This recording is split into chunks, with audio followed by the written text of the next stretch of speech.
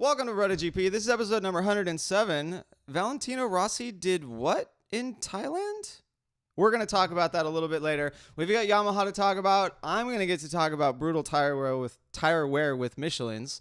Thankfully, we have a last lap showdown to talk about. Maybe we'll cover the championship. And of course, Dadbot is going to get some mention. So let's get this thing moving.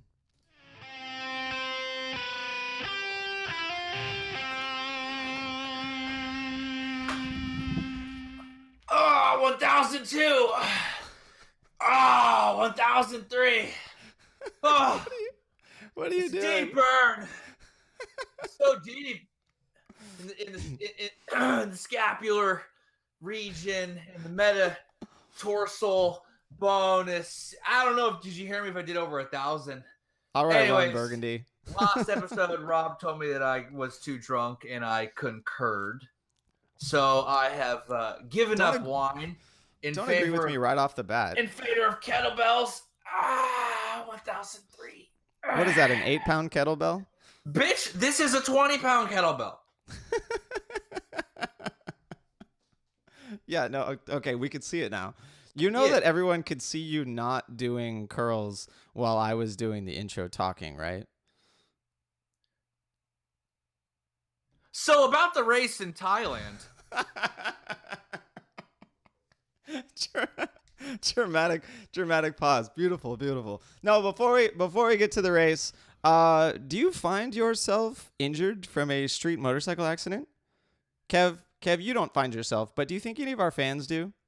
I think that due to the dangerous nature of the two-wheel transport in today's highly distracted society, if you were to ride two-wheel transport, knowing who to call should you be injured or should you be involved in a vehicular accident. We don't have to call those accidents anymore because that accident implies fault on someone's own, but a vehicular collision, you would call whatever Rob is putting on the screen right now. Pretty sure that was Pornhub.com for you listeners on iTunes and SoundCloud. That's clearly Pornhub. Rob is continuing to put RedTube, Pornhub. Now, it is fully on. His Tinder profile is on the screen to your left. Writerslaw.com. Writerslaw.com. No, I was distracted there, Kev, because I spend so much time on my cell phone. But yes, if you are a motorcycle rider and you find yourself injured in an accident and you need some legal help, please give Riders Law a call. They are amazing lawyers based out of the state of California. Anywhere in California, they'll be able to help you out. And they're doing amazing things for our sport, and I guarantee they will do amazing things for you in the courtroom. Should you need any legal help. So please give them a call. That's Riders Law with a Z. Check them out. Keep our sport going. Keep motorcycling going. Keep this podcast going too. It all helps out. So please give them a call. All right. So let's move on to our first point of the day for this podcast. As you can see, it is the Kevin Robb Show again. Everett is doing some training. Dennis has some other stuff that he's taking care of. They'll be back next week probably. But I think we've got some good energy on this one because we had an amazing freaking race. And it was super dope, but I was busy this weekend, so I literally just fucking watched it. Just now. Literally. Just now. Clicked on to Rob. So I went from Marc Marquez's impossibly open mouth, like his weird face, his jaw detaches to he get bigger, like mandibles, like his mouth is always open all the time and it's weirdly largely open. I turned after he won. I flipped over to Rob with the most perfect, just excellent mouth. You got a real pretty mouth, Rob. Oh God, Kev, we're gonna get the wrong kind of fans with those comments. Exactly. No, yeah. So let's before we jump over to Marquez, the first thing that I want to talk about, and what everyone really has been talking about, and kind of what I clickbaited you on with the title of this episode, is what Yamaha was able to accomplish at Thailand. And I'm gonna come out with it right away. What did Valentino Rossi accomplish in Thailand? He more than doubled Yamaha's laps led for the entire season. This is the problem. See, I came up with the idea that we should clickbait all of our thumbnails because it's the internet and that's what we do.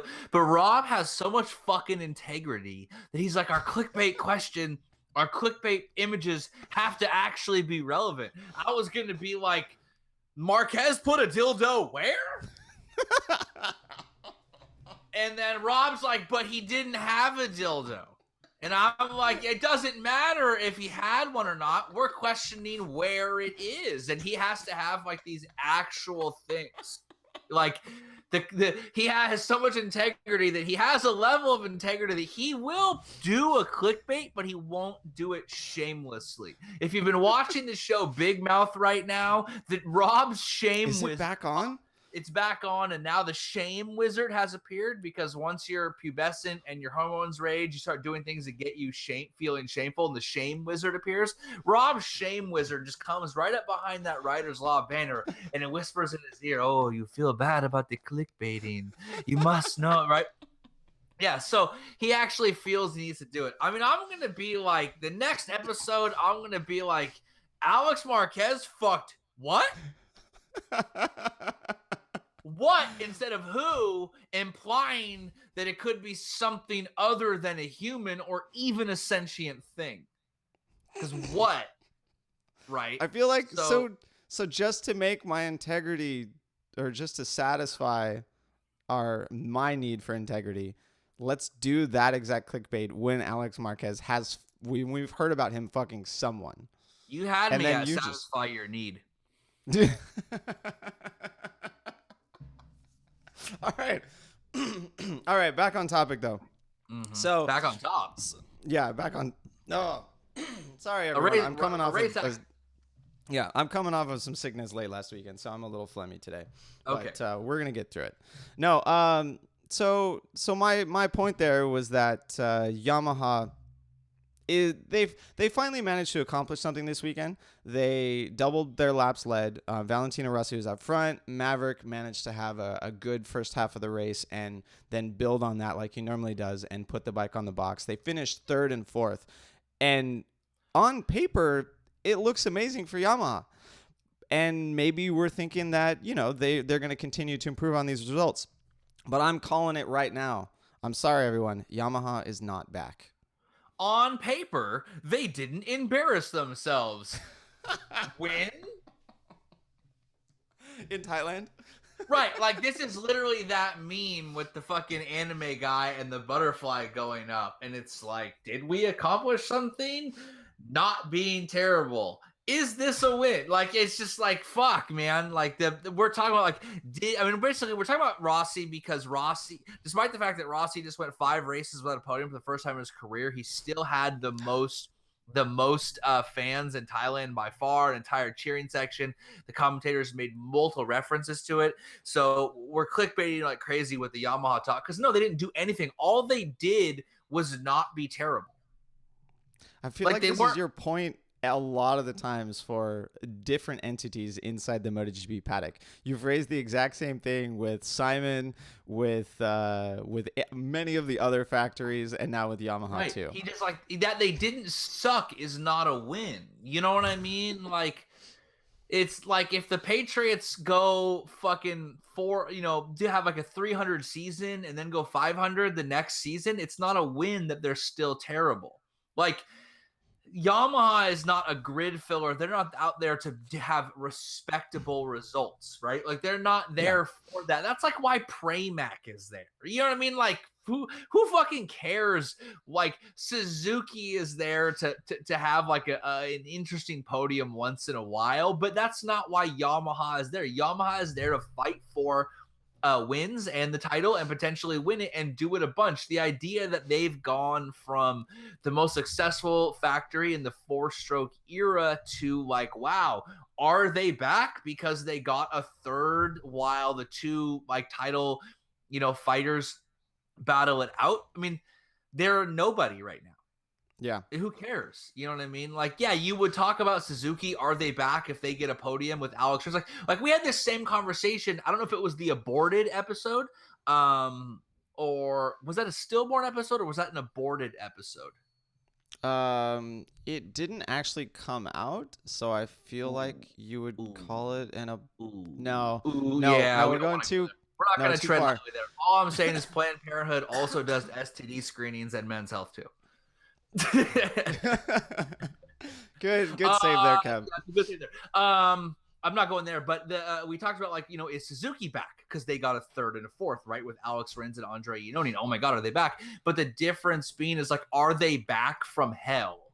You know what I mean? Like, are they back from the sewer? You know what I mean? Like, Yamaha never should have been there to begin with. Yeah, like, we're gonna talk about, like, we should have the actual talk of if they're back, if they win a race, right? Like, that's what we said when Andre Iannone won in 2015, was it at Red Bull Ring?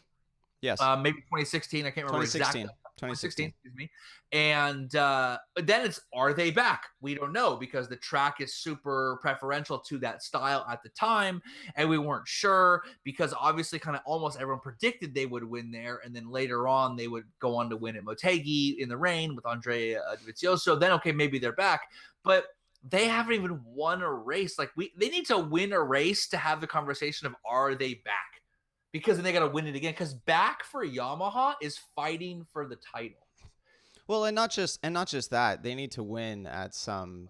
They need to win at, like, Austria, or they need to win at some Honda tracks, right? Because that's what it's going to take. That's what it's going to take for them to put in a championship winning performance, right? Is to take their bad days, or the tracks that are not made for Yamaha, and turn those into fighting for the win and actually winning a couple of them. Because that's the only thing that is going to be able to beat Marquez in this era, and even now beat Ducati, because they're not. I mean, Rossi is still third in the championship, which is nuts. But actually, no, you know what? I'm not entirely sure on that. He must be. But even then, you can go ahead and look it up on Google for a second. Who cares? Third doesn't mean anything. Second hardly means anything. The only number that means anything in championship is the first, and then after that, it's just how many wins you get. There's no one on the grid that would rather take third, fourth, or fifth in the championship with a handful of wins than second in the championship with one win. Second doesn't mean shit. You get like a sweet silver medal at the FIM Awards, and you're like, oh, fucking thanks, bro. Like, they don't care beyond that. And we've talked about this before. Like, what gets written down in history, aside from the fact that I have Wikipedia now and I can just look it up, all of it up at any time, but what people remember and what gets written down in history is the championship winner. Right? Most people won't even remember the circumstances or, like, the crazy good races that happened that year. It'll be Marquez, five times, 6 times, and it's Rossi, with his significant number of championships. People ask me what's a great race to watch in the Austrian summer break. I'm like, go back and watch fucking Mugello 2006, and they're like, why? They're like, and that's one of the fucking craziest seasons ever that's constantly talked about. You know what I mean? They don't even half the time they don't remember those races a number of years on. People only remember, like, Catalunya 2009 because it's Valentino. I guess that works for Mugello 2006 too, but that was more like Nicky and Caparossi being involved and all that. But, like, Motegi, you're right. Like, 2010 with Jorge and Rossi duking it out for third, but Rossi coming back. Rossi just coming back from injury. Like, there's those races there, but in general, like, no one remembers second or third in the championship, and they only remember a small number of the races to begin with. Yeah, I mean, and that's kind of good in certain respects. Like, last episode, we talked about Anna Carrasco winning the first championship for a woman in World Supersport 300, and that's why it's amazing. Like, if she had won 4 races that season and not taken home the championship, it still would have not been remembered as much as the person that beat her. So her winning the championship means that she's remembered. She accomplished that feat. It's going to go down in history for sure because of everything that happened, but also because it was a championship win. And it's great. So I'm totally fine with us having these fleeting memories with all this stuff. But yeah, I mean, just to bring it back around to Yamaha, we're not going to remember. In the wind.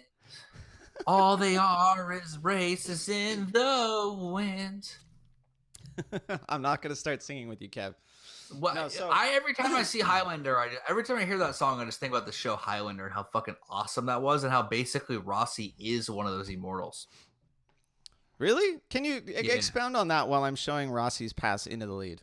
expand how he's from the Clan MacLeod from the Scottish Highlands and how he's actually an immortal. And the only way you could, like, that's the thing, right? Like, the only way to really dispatch and steal his power is to behead him in a quickening, not on holy ground. It So it has to not be on holy ground. it Is has it to because not he's be on holy Italian? ground. Yes, exactly. Exactly. And Oh that's why man. Mark Marquez went and saw the Pope, because they have the you cannot fight on holy ground, and so that's why they would go. They went to the Vatican because they knew that he was safe there because no one would attack him. That's funny. All So, right, I'm gonna bring also, up by the one way, more I'm point. talking about the show Highlander, not the movies. The show Highlander was the shit. Straight What? up, the Highlander show was so dope. I haven't seen the show, so Okay, you lost me on that one. The last point I want to talk about I hate Yamaha you. before we I move on fucking hate to you. yeah, it's okay. Yeah. There are many times when I don't get your references and we just make it work. This is BrotoGP. I We're gonna had this make it whole work. idea of, instead of referencing seasons 3 through 9 of The Simpsons, I was going to start referencing episodes or seasons 3 through 9 or 3 through 8 of Star Trek: The Next Generation. And I didn't know if you would get it, but I literally wanted to only speak in metaphor, like Darmok and Jalad at Tanagra, his arms high and the walls fell. I don't know if you would get that reference or why I just kept screaming Darmok and Jalad at Tanagra. Straight over I my head. That was before. absolutely know that the fucking army Facebook page is going to love the fact that I just brought that up. All right, we'll have to get some good listener questions out of that or some references for Right. maybe for BrotoGP Awards next week. Mm-hmm. No, the last I want to bring up a technical point about Yamaha, Ooh. and it's Ooh. gonna kind of help us segue later to our last lap showdown tire wear point. Okay. The way that Rossi lost the lead in this race was so classic 2018 Yamaha, even maybe 2017 Yamaha. We've fucked up the like rear grip and we can't drive out of corners. It's just mind blowing. Like if you need one reason why Yamaha is not back, just look at why Rossi loses the lead. He comes out Right. of the last corner and has the bike almost completely upright, spins the tire, and both Dovizioso and Marc Marquez go by. And I talked about this. And Go ahead. Vizioso fucking blew the paint off that thing, but Marc Marquez just straight walked him down. Like the distance Mm-hmm. that there's the beginning distance. I know this because I totally watched the race.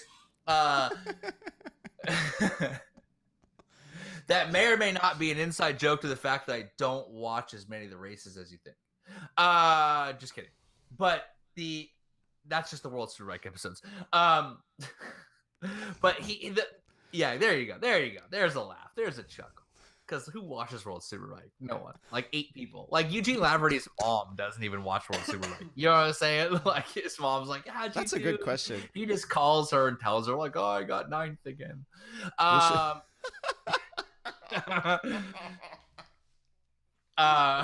to your point.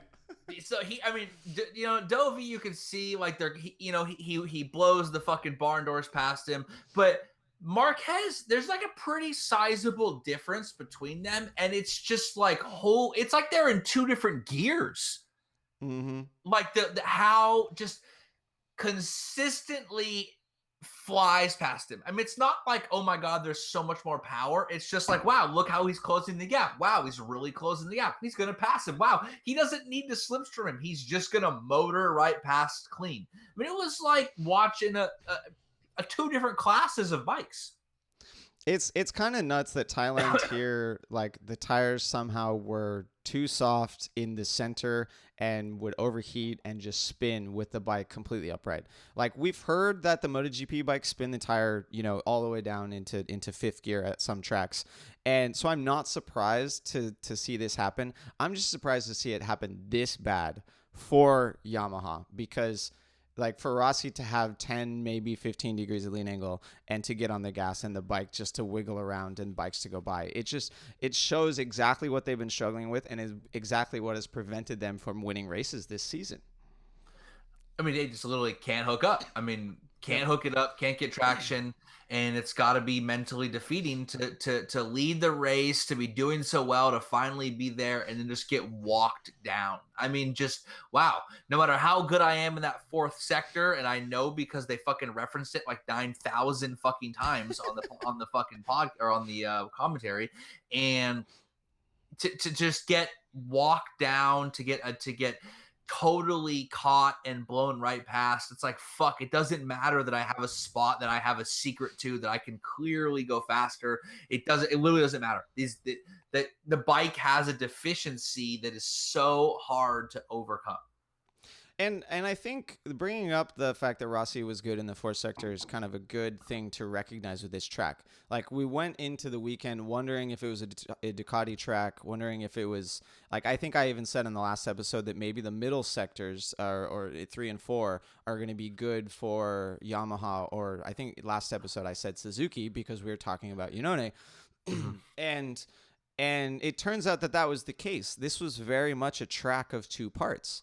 Right, the drives and the long straightaways were definitely Ducati and a little bit Honda. The twistier sections were definitely Yamaha and a little bit Suzuki. And kind of the person that won the race is the team and the rider that was able to capitalize the most in all the sectors. I mean, if when we get to Marquez passing Dovizioso back, he takes a different line through the final sector to get a good run in a part of the track where that bike wasn't as good. And that's just kind of what that's what all these tracks have come down to. Like, in order to beat someone at any track, you have to be good in the majority of the sectors. You have to play to your strengths and you have to minimize your weaknesses. And I mean, I guess, like, I'm not telling anyone anything they don't already know, but it's just something we need to call attention to because the announcers talked about it so many times in Sector 4. And it was blatantly obvious, which was nice because the track was so simple and because it was so easily divided. It was really easy to see that, Rossi got a good drive out of certain corners. And the main problem that they're having, right? Like you talk about, you got to minimize your weaknesses and play to your strengths, right? Like I talked about this as the Pareto principle earlier on this episode, or excuse me, this season of podcasts, if we would say we have seasons, where you have 80% of your results come from 20% of your effort, and then 20% of your results come from 80% of the effort. And the key is to find that strength and then maximize it, right? Like the problem with what Yamaha have right now is they don't have a strength. Like you could say, right? You could say Ducati last year, the year before, like their strength is they have a hell of a motor. Okay, for the second time straight, we have been kicked off. Clearly, Dorna got wind of my idea that the reason they alliterate so much is because Marc Marquez is the only alliterative name. But I'm going to get to that point later. Currently, I'm trying, if it wasn't for the Dorna Gorgon, to speak on the fact that unlike Ducati, where they had a strength that they could build around, focus on, and help hide their deficiencies as they slowly over time fix them, Yamaha doesn't have a strength. You say, what is Yamaha good at? I don't fucking know. Maverick can't ride the damn thing at the beginning of the race. Does it handle? I guess, but they have so much wheel spin, they never can take advantage of the fact. Their traction control is poor enough that they can't. I mean, how good does it handle if you're never able to give it maximum output? Does my bike handle really good when I'm never really giving it like 100% throttle? I don't know. Maybe you can't really run into chatter until you run into full pace. You can't really run in and find out how good it is until you're running that pace. They can't do that. The problem that Yamaha has right now is they don't have a strength. When you talk about what's Yamaha's strength, what is that one thing they're good at they can work around? They don't really have one, in the same sense that you could say, like, well, damn, that fucking Honda's front end is so predictable that Marc Marquez can really just do some crazy shit with it. Maybe Danny Pedrosa can't, but Cal Crutchlow sure can. He won a race and done respectable this year, and he sucks. That's why I laughed. Why I laughed. Like you say that that Crutchlow could take advantage of it, and I'm like, yeah, maybe. Like maybe once or twice. Once or twice. No, Right, exactly. Kev, I'm sitting here trying to think while you're talking about what Yamaha's strength is, and I honestly, at one point, maybe years ago, their strength might have been doing everything reasonably well. Right, But exactly. they didn't do anything better than anyone else. Like obviously Ducati's generally had more horsepower. Ducati's generally been more stable on the front end and can brake super late. Um, Right. the Honda has struggled with rear grip before, but they've generally been able to get a handle on it with the electronics. And The Yamaha Aprilia is is just best at sacking their riders ahead of contract. yeah, and Yamaha has kind of always been the let's do everything 95% and win championships that way. But that doesn't seem to be the case anymore. They have too many deficiencies for us to say that they are taking that sort of approach to the championship. And yeah, they don't have the stability on the front end. Like Rossi is not outbraking Dovizioso or even Jorge now or Marquez. They're not out driving anyone. The corner speed, they're probably deficient in corner speed to the Suzuki and maybe even to the Honda now. So it's just a bad look for them all around. They don't have a strength, and their weaknesses are too great. They've been magnified now, especially because they don't have a strength. Right, and you worry that their weaknesses don't allow their riders to capitalize on their own personal strengths, right? Like in racing, it's a team sport, but the idea of who does the best tends to be which rider and team matches the best with their bike Mm-hmm. all season long, right? And we know that Valentino is known for his ability to break late, his ability to battle, his ability to dive at the inside, to put in really aggressive, good, solid passes in weird places and then take advantage of it. But if you don't have any drive, if you have tons of wheel spin, that doesn't do you any good. The bike's deficiencies right now, and this is the most times we've said deficiencies in a year. If we gotta think of a better word, someone fucking thesaurus that while I'm talking. Rob, get on that. But there's got to be the problem we're seeing is that now the rider's abilities are being negated by that. It's like Valentino back in like the biggest problem that Ducati had in 2011 and 12 was the lack of front end, braking and then turn in, which obviously was his best thing. So it became a problem. And then Dovi goes from Yamaha, where he can podium several times on a satellite bike, and goes to the Ducati. And it's the long haul before he's able to do that again, right? Yeah. So I think what we're seeing right now is something similar, is that Valentino Rossi and Maverick Vinales is, and Maverick has always been known as kind of an emotional guy, kind of a hothead, but it's played into his favor, right? Like we've talked about a million times. He famously quit on a team back at Phillip Island years and years in Moto3, said, if I don't get a KTM, I'm not going to ride. Of course, he gets the KTM and he's able to And then win. backed it up. Yeah. And backs it up, and he wins in spectacular fashion in the final round when he didn't have that great of a season comparatively to like Louis Salam, rest his soul, and Al, a couple other riders, and Alex Rins. But right now, what the bike is doing is actually amplifying the negative part of that trait, which is he's all over the place. He lacks confidence. He says, like, at one point, I'm just willing to crash every fucking corner. Like, it's kind of almost doing the opposite thing, where it's amplifying his bad traits instead of his good traits. That is kind of the risk that sort of style seems to take, though, right? Like when Right. things are good, being that sort of hothead generally works out because you put a lot of effort into it. There's so much passion there, and the results come, and they keep building on them. But when things are bad, being a hothead just generally leads to an explosion, and that doesn't breed good results. Right. I mean, yeah. It's a dangerous game to play, right? It's on the knife edge. It can really, it's like it's like a fighter who gets going by the violence, right? Like he gets cut on the face, he sees the blood, or takes a good shot and it fucking fires him up. You know what I mean? Like there's some fighters who get to take a good shot, they get really fired up and into it, and then a sloppy, boring fight zaps their energy. Is That's that how the thing. you won your match this weekend, Kev? You take a good Match shot to the face, and I did then not know. Luckily, take a good shot to the face. Title of Rob Sex Tape. I don't like getting punched in the face, so I do grappling. I don't do striking. I don't want to get fucking punched that because is true.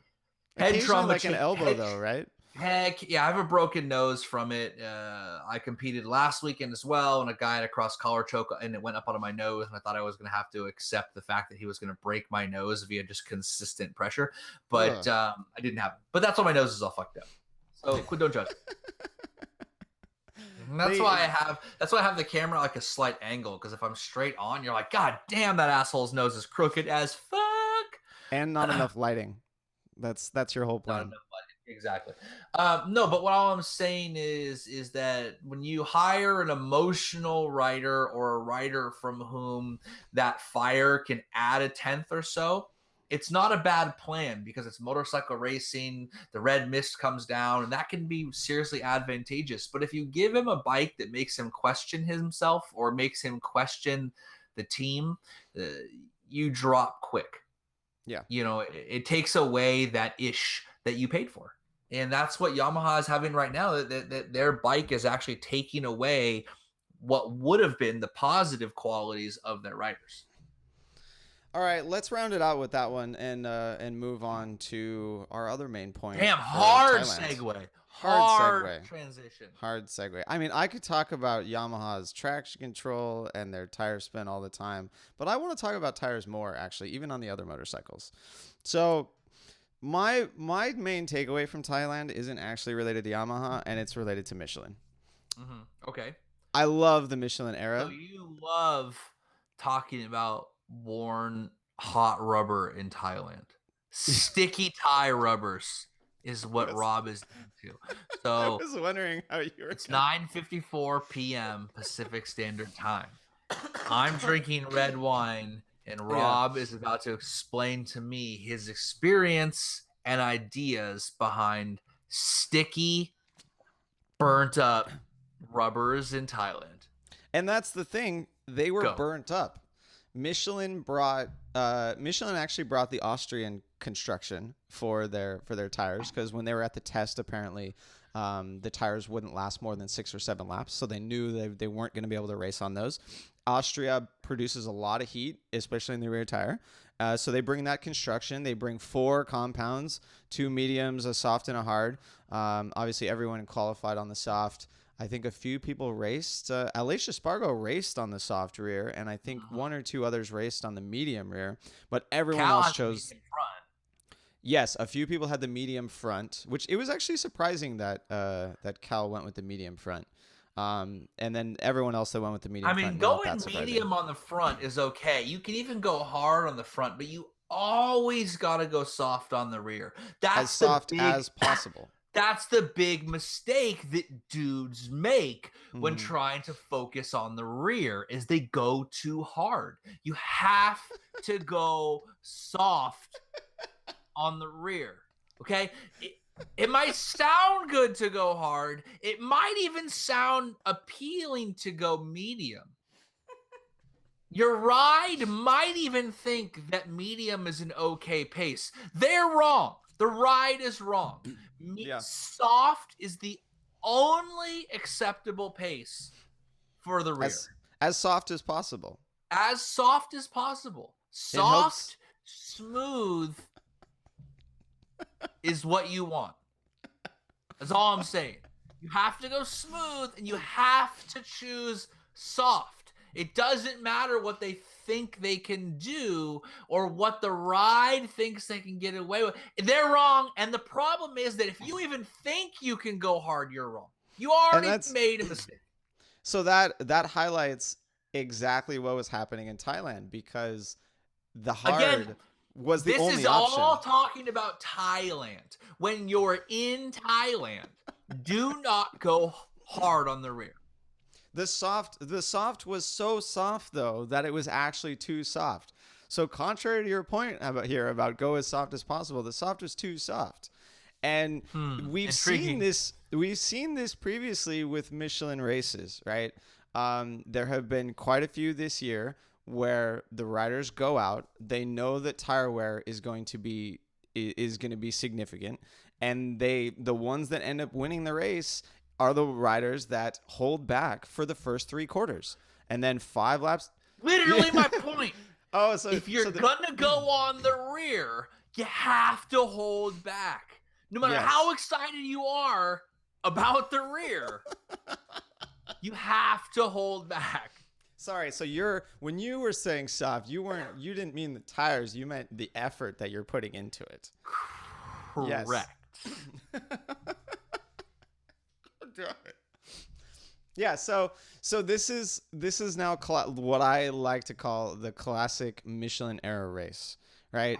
Okay. There were quite a few fast laps in the beginning of the race, but they were sporadic, right? The lap where Rossi and Dovizioso's lap where they both passed Marquez were amazingly fast and close to the lap record. But Marquez's lap was slow. But then the second they did that, the second they got in front, they dropped the pace 3/4 of a second. I've got the lap chart here. Where did it go? Ooh. I've got the lap chart here with the lap chart up on our YouTube video. I Full did. Screen I just did. No, it's almost full screen. It's almost full screen. No. Yeah. No. So this is actually each rider's best lap, and it shows you the lap in which they did it in the column to the right of the lap time, and they're all over the place. Some people did it on lap 4, some people did it 12, 13, 16, some people did it who did it? Taka Nakagami did it on lap 24, but that wasn't surprising considering his race. But by his race he means he ate shit not long afterwards.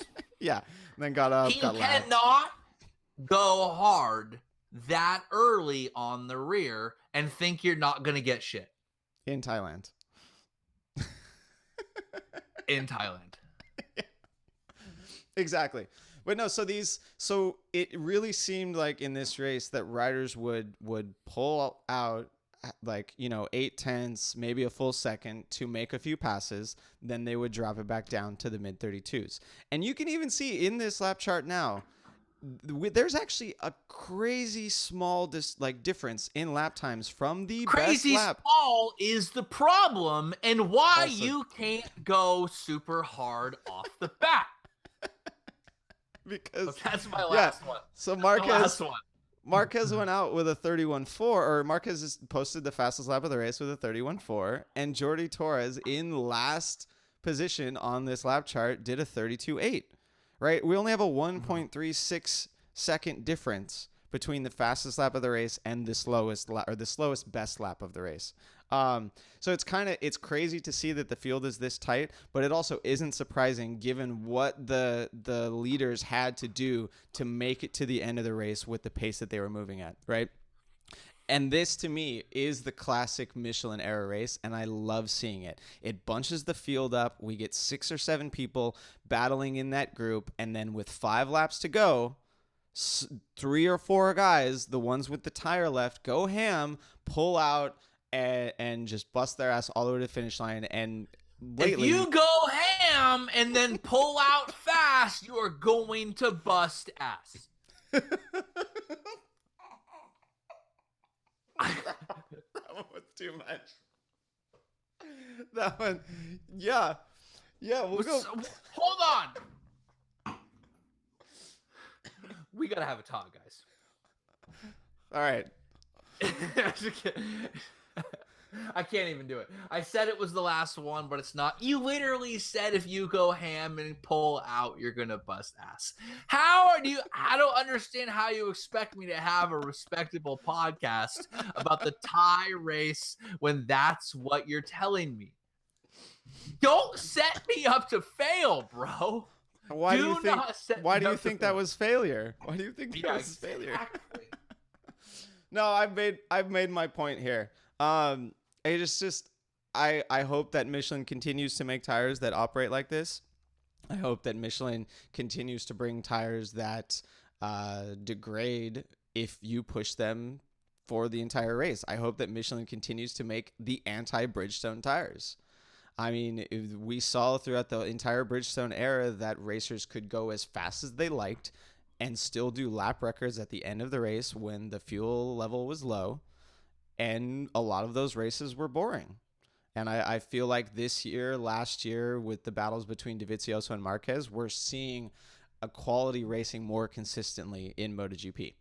So I want to continue to see that. I want to continue to see best lap charts that look exactly like this one, where the whole entire field is 1.3 seconds between first and last place. And we're talking about Jordi Torres on the Aventia Ducati. Like, he now has 2 MotoGP races on his belt. Sure, he did race in Thailand with World Superbike before everyone else here, before this round, unlike everyone else. But still, it's his second time on a MotoGP bike, and his best lap during the race was 1.3 seconds behind.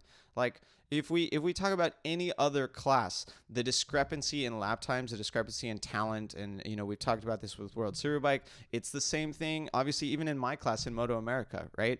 I'm spending $4,000 a round to go racing with Moto America, and you know that Graves Yamaha and Supersport is added at least a 0 onto that. Probably, maybe not a 0, maybe like almost a 0. But it's still that's a dramatic difference in the expertise, the funding, and the talent. And I'm not 1.3 seconds off of JD Beach. That would be freaking amazing. Can we just let's just work on that? I need more money. If anyone knows anything about making motorcycles go faster and would be willing to help me for free, come call me up. Hit me up. No, let's. If you want to work pro bono,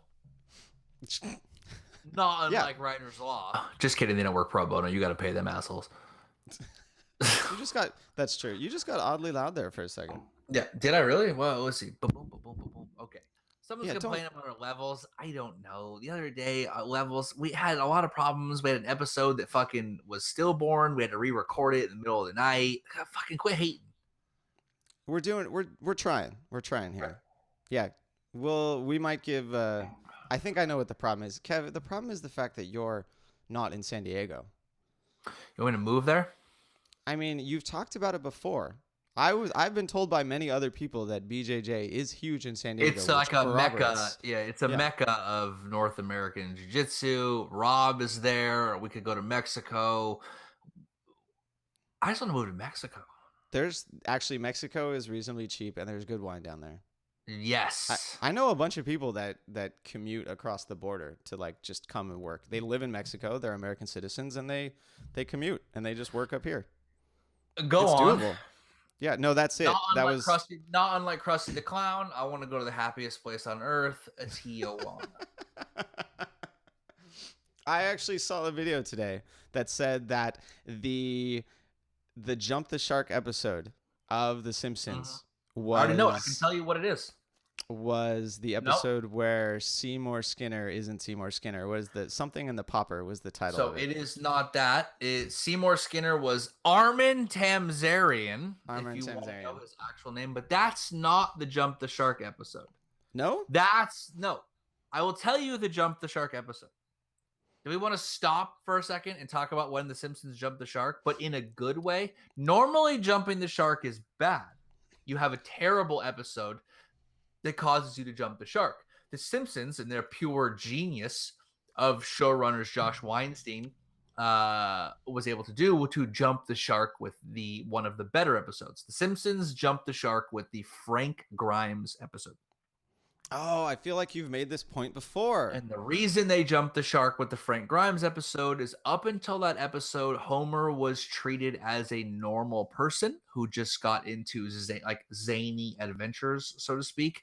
But his total absurdness was never directly referenced. Frank Grimes was actually the avatar for the average fan or viewer, normal person going in. Up until that point, it was Superintendent Chalmers. Superintendent Chalmers actually represented rationality. It made no sense.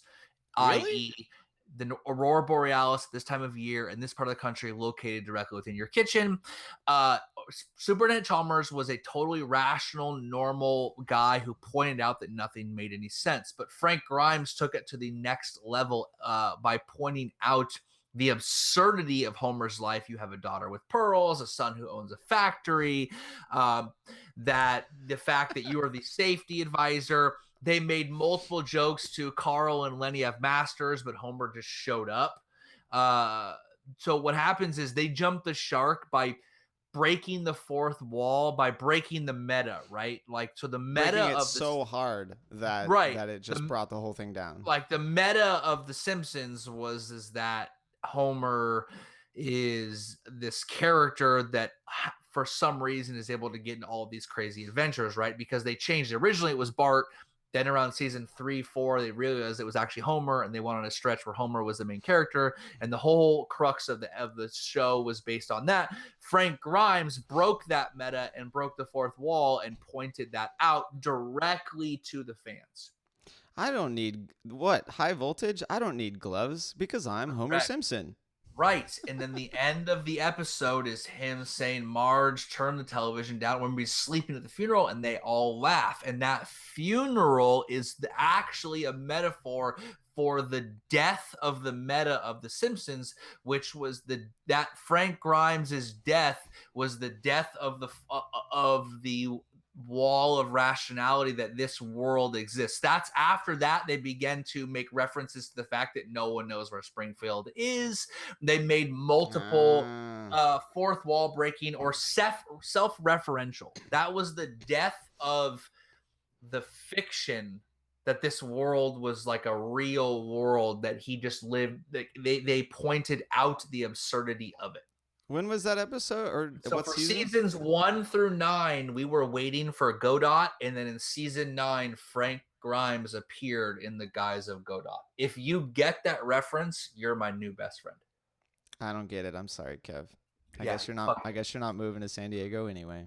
Nah, I'm moving. Your house is all nice. Anyways, back to the actual fucking race. All right, I'm just gonna play some highlights here. Play the highlights. So here's Marquez taking it to Dovizioso with 3 laps to go, and I just love these battles, like multiple passes back and forth. Like and this race was amazing because I have one for 3 laps to go, I got one for 2 laps to go, and I got one on the last lap. But and that was what was interesting, you know. And what was cool about this one was the script got flipped, right? Like we've seen Dovey and Marquez fight for the battle for the win till the bitter end, but it was generally Marquez throwing a balls out move on Dovizioso, and then Dovizioso like tactically adjusting and arriving triumphant. Right, but this time it was the other way around. The end of the race saw Dovey trying to make a move on Marquez, and Marquez adjusting, and then being able to seal the deal. So it's kind of interesting how we kind of flipped the script that they've had for a while now between the two. I mean, obviously, I would have rather have seen Dovey win just from a like potentially keep hope alive thing, but you know, Mark obviously earned that victory. He had a master class, if you will. Hey, we'll get there. We'll get there to the alliteration. Exactly. All right, 2 to go coming up for you right here. Wait, is that 2 to go? Is that what's playing? Yeah, if you're on iTunes right now, fuck you. I'm sorry. You should go check out the YouTube. You should listen on iTunes and then also go check out the YouTube videos. This is correct. Correct. No, could have seen me doing 1,000 curls. 1,003. No, I mean it's just in Mexico. I would refer to that as mil y más. Wait, no, mil y tres. Yeah, there you go. I don't know. We both need to work on. You ever notice how girls, whenever they get drunker, they get more Spanish? You ever notice that? What do you mean by more Spanish? Okay, like so you're like at the club, right? And you have like friends, like you know Luca, right? Like her friends come over and they do wine tasting. They're all like proper and normal and respectable because like Luca's like a nice respectable lady, but then like 5 or 6 beers, like I fucking love you, chica, and like they start calling her chica, and they refer to everything as like the more fucking drunk they get, the more caliente things are. What's up with that? The last wine tasting that I actually did was actually in Mexico, and thankfully that didn't happen. Because I feel like that could have went south just a little bit. But it was also like we were the youngest ones there, me and Lucas. So I don't know. Maybe if her friends joined, yeah, that would work out better. No, all right. My last highlight of the last lap passes. If her friends joined, that would work out better. Title of Rob Sex. Hey. Thank you, Kev. That one is amazing. Right. This track to me looks. Yeah, no, you can have that one too. This track to me looks so much like Austria. Like when I see highlights, I just think Mhm. of the battle that Dovizioso and Marquez had, where Marquez put that crazy move up the inside, and then Dovizioso got him in the final corner. It's like Tilke just looked at Austria and was like, yeah, no, we can do that one too. I don't know Yeah, if we could do Herman that too. Tilke designed the Austrian one, the Red Bull Ring. He probably didn't. That track is so No, old. no, it's just actually super old. He Yeah, fucking probably based all his designs off of it. But yeah. it was an interesting track. My favorite part of it was like, there's 100,000 fans. Pay no attention to the empty grandstands. They're all just staying out of the sun. Like those, like Thai kids are bothered by the sun. What was up with that? You think it was kind of like the NASCAR problem where they have so many grandstands that they just can't fill them? Yeah, like the Indianapolis 500, the Indy problem with MotoGP, they get like 70,000 fans, but it still looks dead empty. I Yeah, just like that they're like 100. Like the director of the fucking feed was great. So like today's attendance 100,025. Holy shit! And then right as they go by, there's hella empty grandstands, and the guy was like, someone fucking whisper in his ear was like, say they're trying to stand out of the sun. I mean, bro. No one in Thailand gives a fuck about the sun, okay? They're fucking Thai. No one cares that it's hot and sweaty and muggy. The riders care, but it's not like the first day in Thailand. They were like, damn, bitch, it's humid as fuck out here. they know. Thailand. I feel like you should have expected that coming up. This whole entire episode just has been about meeting expectations with what's actually happening. So we're gonna Right. say that too with the weather. We're gonna Right. I am gonna I will be excited in the future if we get like a pouring hot race in Thailand. It's like 90 degrees. There's like an inch of standing water on the track. It'll be amazing. I'm looking forward to that one. Yes. Um, let's. Do we want to talk about? God, is there more to talk about with Marquez and Dovizioso? I mean, do we need to talk about the title pretty much being wrapped up? Yeah, Where are we that was pretty going? much it for me. Like, he won, and then he like it was like, okay, well, can Dovey do it again? Can he beat him on the last lap? Can we at least have like he's gonna win the title? We all know. We said this at the beginning of the year, right? Like famously in the we're like, who fucking cares? This we're just gonna talk about like the Simpsons all every episode because we know that Marquez is gonna win. But Which we've pretty much done. at least when Dovey would beat him on the last lap, you'd be like, okay, well, at least there's that. Someone's got something on him. Not anymore. I mean, it's 3-1, but it's like, God, man, you know. Yeah, so Marquez is 77 points ahead. If he finishes the Motegi round in a week and a half in front of Dovizioso, he will win the title. Right. And I don't think that Honda is gonna pull another like snafu where they like botch the rules or something. There is a chance that Marquez crashes because he's not gonna want to finish that race off the box. Like even what I think Johnny Ray complained about his title last year that he finished in Magny-Cours like in fourth or fifth place or something, not on the podium, and that was the worst feeling ever to win the title with such a terrible in quotation marks terrible performance. But I mean Marquez will be up there. It's Motegi. Yamaha has had good results there before, but their rear traction hasn't ever been this bad previously. Suzuki doesn't have any horsepower, neither does Aprilia. It's gonna be a Honda versus Ducati show once again Right. in That's Motegi. just the nature of the season, and whether Jorge will Mm-hmm. be there or not, I don't know. I'm not sure what up his foot. I'm not sure how crazy he got in Thailand after just being like, yeah, I'm not going to race. Fuck this shit after that gnarly crash. And then he's Yeah, so posting let's crazy. let's talk about Dad Bod then. Let's talk about Jorge Lorenzo. Okay. So I mean, everyone watching, you already know that Jorge Lorenzo high sided in FP2 and didn't end up racing the rest of the weekend.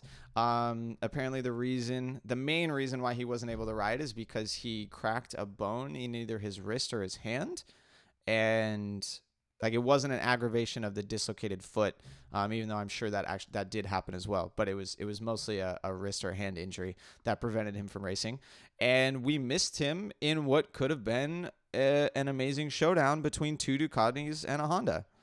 I mean, then maybe if Jorge had been there, maybe we wouldn't have been talking about Yamaha so much. But that's beside the Right. point. And you gave me shit for so many hypotheticals in the last episode, anyway.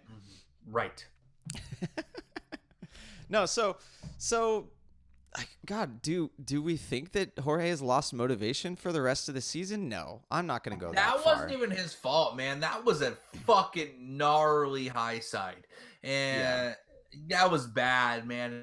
If his foot is actually hurt, yeah, fuck. I mean, he got his, Yeah. he got his foot injured, fucked up his big toe, hurt his ankle, crashed hard as fuck. I could see him just saying, nah, fuck this shit. You know what I mean? Like, I fuck mean, this shit. he has a nice fat contract. Like, he could probably stand to skip around. He's going to come back, and he is going to want to just put it to Ducati and beat Dovizioso a few more He's probably times going to this win season. another race. I think he can win again this season. He's looking fast. Last race he looked fast. He had a mistake, but this was just chalk it up to like he got injured, and then he was just crashed gnarly again. At some point, you just said, cut your losses, take a break. I'll see you in fucking Japan, dog. You know what I mean? A bunch of people have actually asked me about the crash from a technical side, and I think it was Bradley Smith that was following him and just also commented that this crash looked very, very weird, and Ducati came out and said it was a technical issue.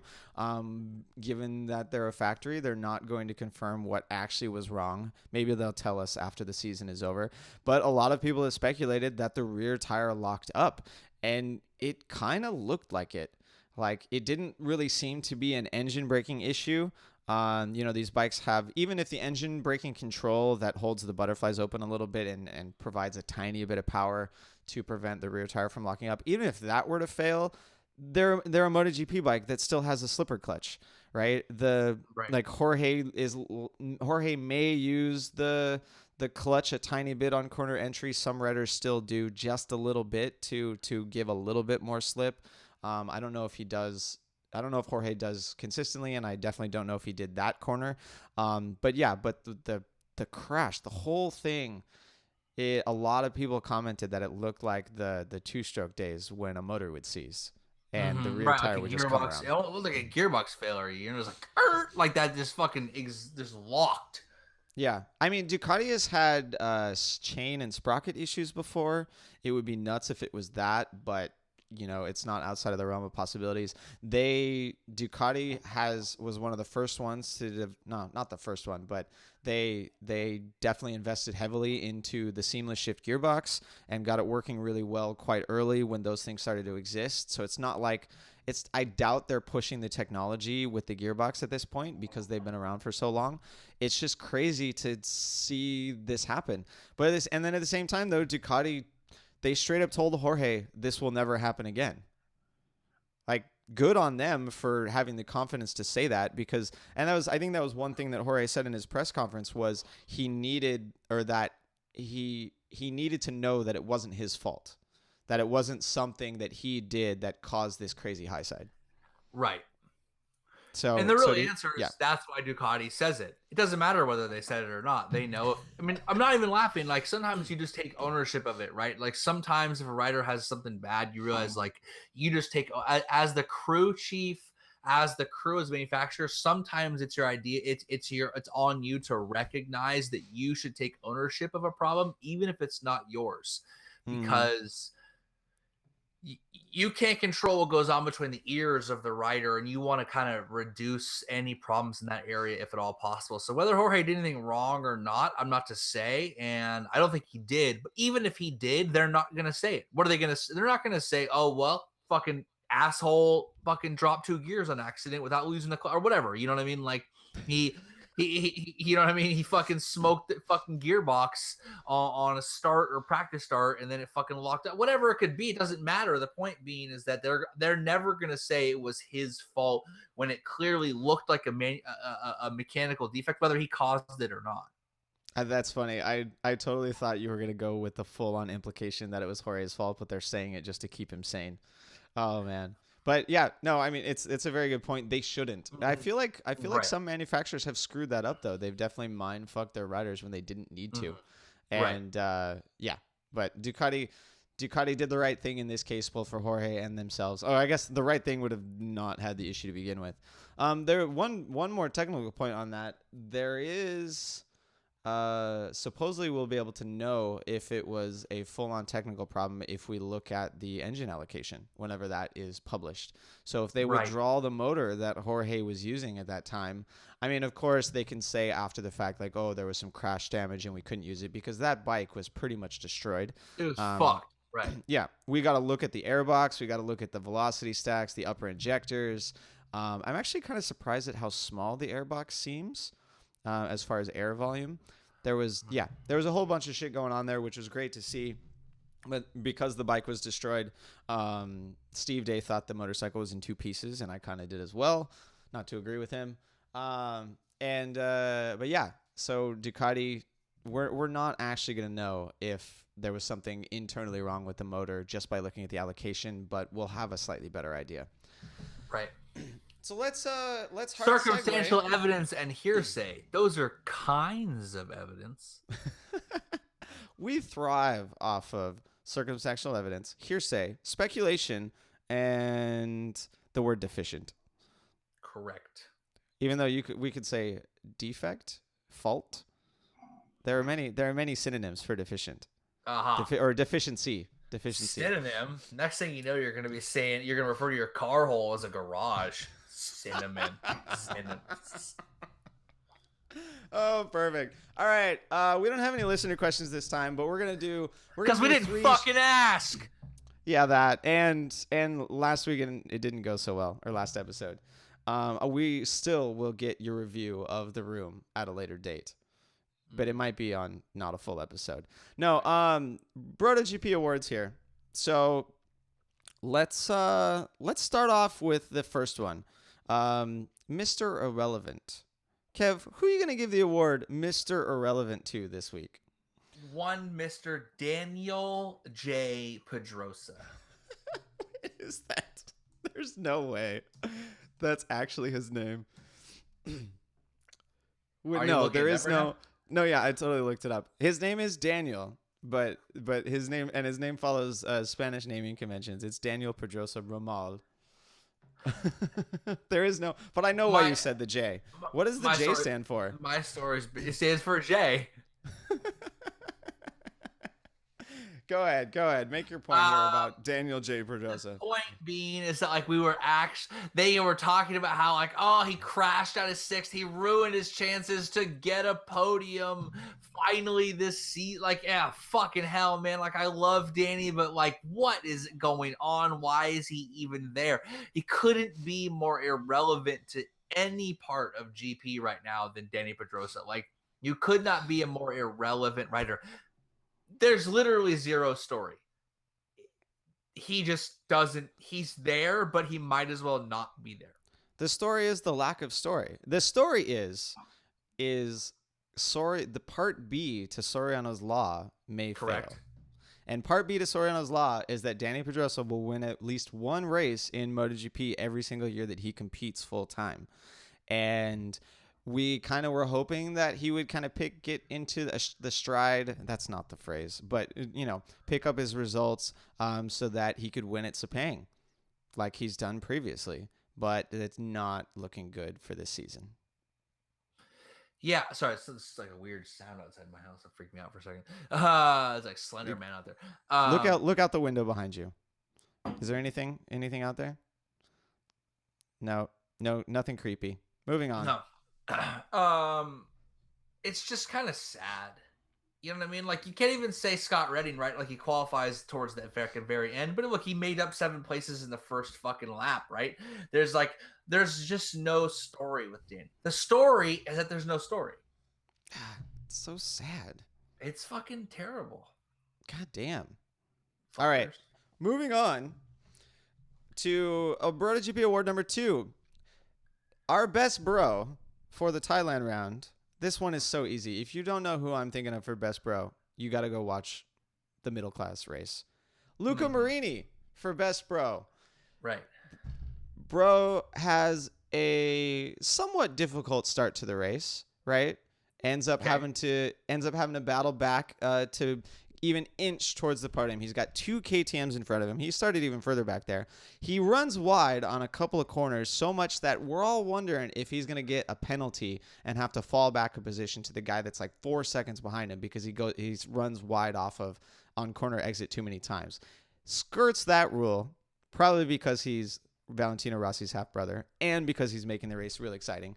Right. Battles through, puts it on the box, not just in third, but in second position in front of Oliveira so that Pecco Bagnaia can further his championship lead even more.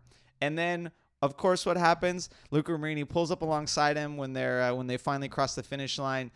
Luca shows him the second position, and Pecco loses his shit, and it's fucking amazing. Right. So not only best bro because he's Pecco's bro, but he's also Valentino's actual bro. So it's like there's a double bro. Yeah, at least a bro and a half. Bro down, ho down. Exactly. I mean, he's bro Montana to the max, son. Oh man. So we're giving the best bro award to Luca Marini. You should not be surprised, but if you are, go watch the Moto2 race. It was pretty Spanish solid. Drought continues. Worst bro goes to Alex Marquez because he's literally the worst brother on the grid. Literally on Friday morning, a guy on the BrotoGP Army Facebook group posted like a thing that said team communication, Alex Marquez, do not crash. What the fuck happened? Oh God. No, my favorite, that shit 3 days in advance. My favorite meme was a picture of someone trying to trace a cat, and it's Dorna with the marker, and then the cat is Marc Marquez, and then the picture ends up being like, you know, a 2-year-old drawing a cat, and that's Alex Marquez. It's perfect. Why did I not get that meme for the episode? Expect that you would if you traced your cat. Yeah. I mean. Which, by the way, I'm going to do after this. And I have 3 cats, so I'm going to do all 3 for a fucking double-blind study to make sure that that is exactly how I think it's going to work out, which is hilariously awesome drawings of traced cats. Perfect. Trace your cat and send me a picture. All right, for our last award, we have to pick the best alliteration from the BrotoGP Army Facebook. Oh my fucking God. So if you haven't noticed on our social media, Kev kind of did exactly the opposite of what I thought he was going to do this week. He talked about it for 20 minutes last episode, how much he hated the alliteration of Matt Burt and Steve Day on the MotoGP feed, and then he went ham. He went full. No, I can't say that. He just dove straight in and just posted alliteration pretty much in every social media post since then. Right. So Kev, I feel like you had a good one. So let's tell everyone yours I win the first. fucking award. I win my own goddamn award. I'm like Kanye West. I would fucking support. I would give myself my own award. You're not winning your own award. I'm a lyrical genius, wordsmith, voice of a generation. You're not winning your own award. Pick a different one.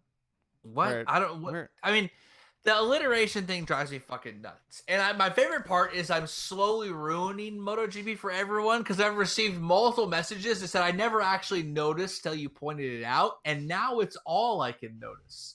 But I have a thing here. So the alliteration thing never really came up until like the booing of Marquez came back, and then all of a sudden they were alliterating like crazy.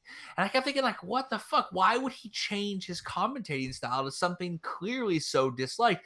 And I realized that of all of the riders, only one of them has an alliterative name that they're trying to force us to like. And it's like association, right? We're constantly alliterating everything in a positive manner so that when you hear alliteration in other ways, you associate it positive. They're trying to brainwash us into liking Marc Marquez. This is correct. And this is another example of the Dorna Gorgon attempting to brainwash us. It's the same thing. It's like you say Iraq and Osama bin Laden in the same sentence long enough, and next thing you know, you're totally cool with killing 1 million people for no reason from a bunch of fucking terrorists who came from Saudi Arabia to blow up the Twin Towers. And you're like, yeah, we'll go to Iraq because that was cool. That's a thing that actually happened. And too deep there.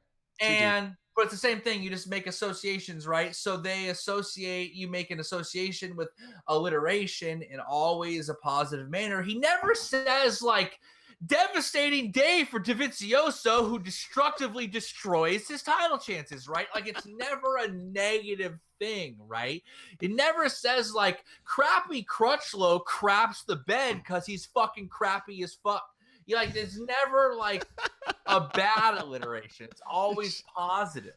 And all right, it's not gonna be now. They're gonna stop it. We're gonna flood. Actually, everyone, all of our fans, please flood their Twitter feed to get negative alliteration going. Negative alliteration. Negative right? alliteration. Yeah. We'll see if it happens. Let's pull it back, Kev.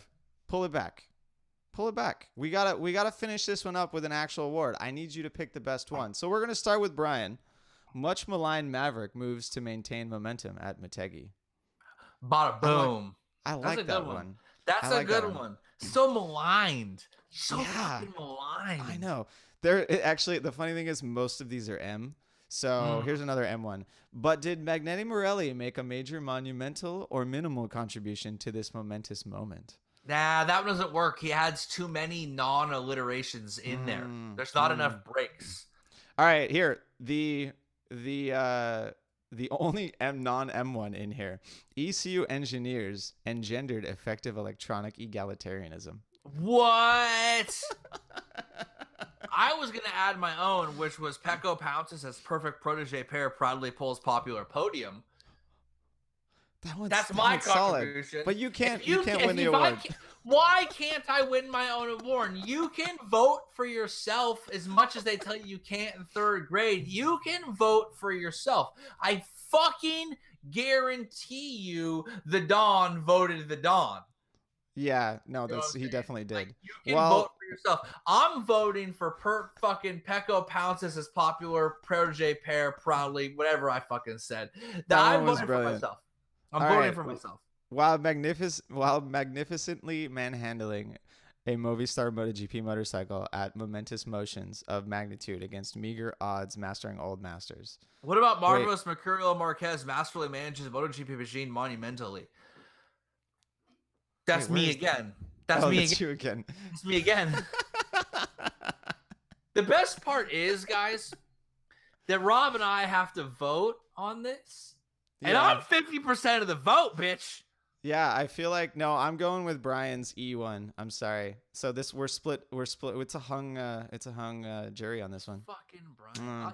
ECU engineers engendered effective jury all you want, but Cosby was still found guilty after a hung jury. I'm still gonna win, bitch. I am still gonna win. And on that note, we are closing this one out. All right, we got Motegi coming up. It's not this weekend. I think, is there racing this weekend? There's probably World Superbike racing this weekend. What's that? Likely. Yeah, we will record something next week for sure. Dennis and I have a track day coming up soon, so we need to cover his previous track day before we go out and do that. Correct. We're gonna vlog the shit out of that track day. Yeah. Kevin is not going to be there. He's not gonna whack his mic. We're gonna try and do something cool. Where are you going? We're going to Buttonwillow on the 19th of October. How do you know I'm not going to be there? Huh? Oh, shit, that's a good point. If you want to show up and go full on vlog like bro status, please do. It's a Friday though. You're not gonna take off work for that. Oh, maybe he is. Who knows? My job. All right, everyone. Thanks for tuning in to episode 107. Please call Writer's Law if you need any legal help. And fuck they're all amazing your lawyers. I mean, fucking when you go into work tomorrow, tell your boss Kevin BrotoGP said, "Fuck my job. Fuck this job. Fuck you." And then tell him what BrotoGP is and see if he'll listen. Yeah. Yeah. Fuck him. If you're watching on YouTube, thanks for watching. Like, share, and subscribe to this channel. Give us that thumbs up too. I've been getting some pretty good comments lately, so feel free to leave more, and I'm trying to reply back as much as possible. It really helps out. If you don't like our clickbait images or whatever, don't hate the player, hate the game. Fuck y'all. Hey, we've made a grand total of $37 from YouTube money. Boom, bitch, making it rain. Straight up Connor McGreasel up in the house. You could probably sit at a strip club for like 3 hours with $37. I feel like you could make that happen. I don't know about that. You know, depends. It depends on the talent. No, How I you should not be talking about. how you disseminate how you disseminate your dollars discretionally for fuck it. Nice try. Yeah. If you're listening on iTunes and Google Play and Spotify and SoundCloud and Stitcher and wherever the hell else our content is, thanks for listening. Tell all your friends, and we will catch you in about a week or so. Peace. Deuces.